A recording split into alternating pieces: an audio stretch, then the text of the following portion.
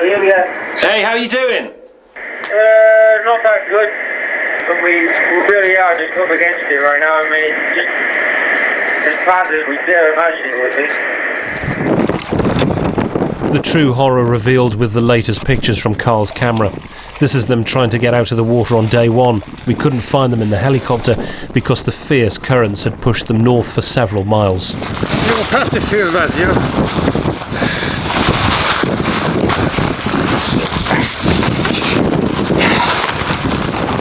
Right.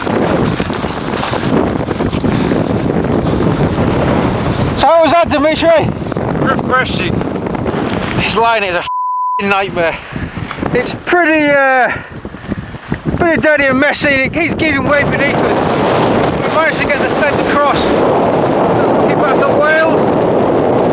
This is what it's about, right? This is what it's all about. North 66 degrees 04.3. West 168 degrees 09.5. Okay. Do you want to use the grappling hook?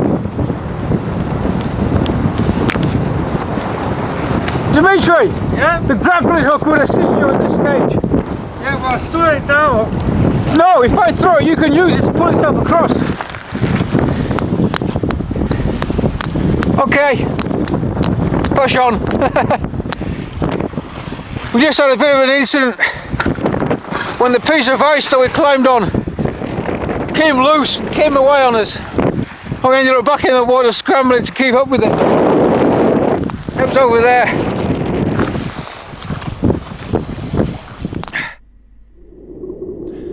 Today we're planning to head out and see Karl, but it's bad news when he phones us. A sled is broken. This could immediately halt the expedition. At present we're transferring all our gear into the one large sled and seeing if that's feasible. I'm going to leave in 10-15 minutes. Is there anything you need from here? Are you okay for fresh water? Yeah, we're fine. I've got some toilet paper. We'll sort you out with that.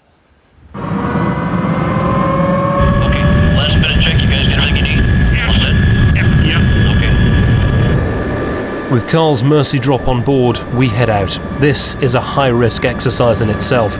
If the helicopter develops a fault and we have to ditch in the icy sea, the cold would get to us in 30 minutes. Our nearest help is 3 hours away. We've been travelling in the helicopter now for about 30 minutes. We're pretty close to Karl's position. We're about to start keeping an eye out for him. But you get the idea that they've travelled a very long distance, moving further away from the Siberian coast, simply shifting north.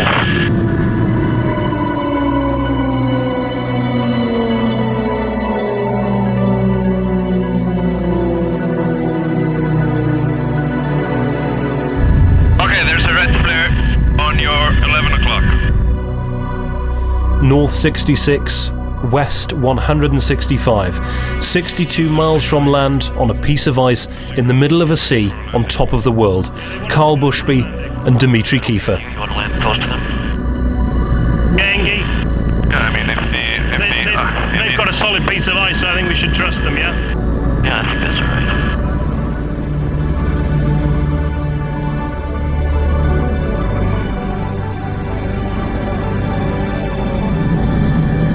I've emptied one of the sleds, definitely. Okay, I'm gonna sit down lightly here and see how it looks. You see, he knows what he's doing. How's that feeling?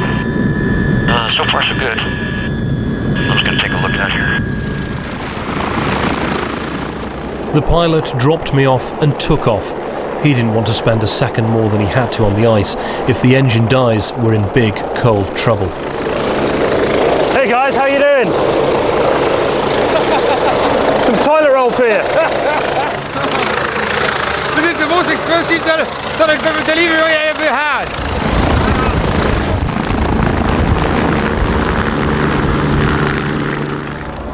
So how are things going? Could be better.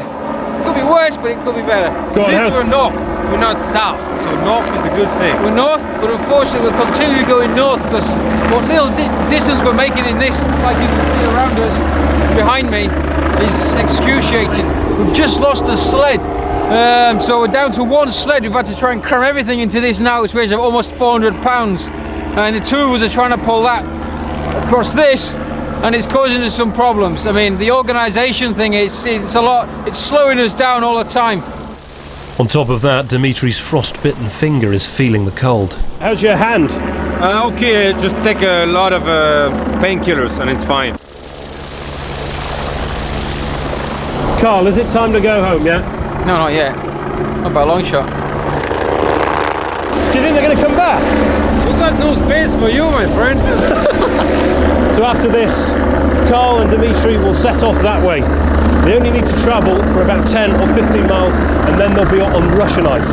That's a great thing because it means they're getting closer to their final destination. But it also means that the US Coast Guard, these private helicopters that we've used, they won't be able to come and collect them if they get into difficulties.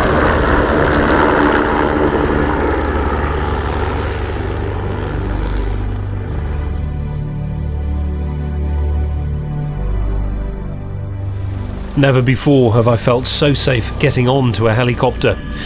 What we then saw was mind-blowing. Two men entering what would kill most of us in a matter of seconds. Yeah, and make a left, so we okay, get around them. Yeah, nearly circle them. Right. But this is good slushing material here. Boy, that's a lot of work just for a little distance there.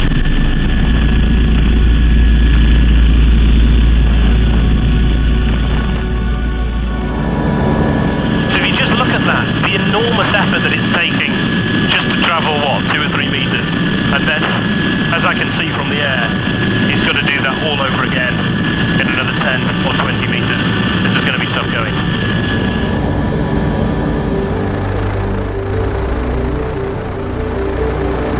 So that's it, we leave Karl now. We also leave this area because we can't go into Russian territory, and you just wonder who's going to be looking out for him now.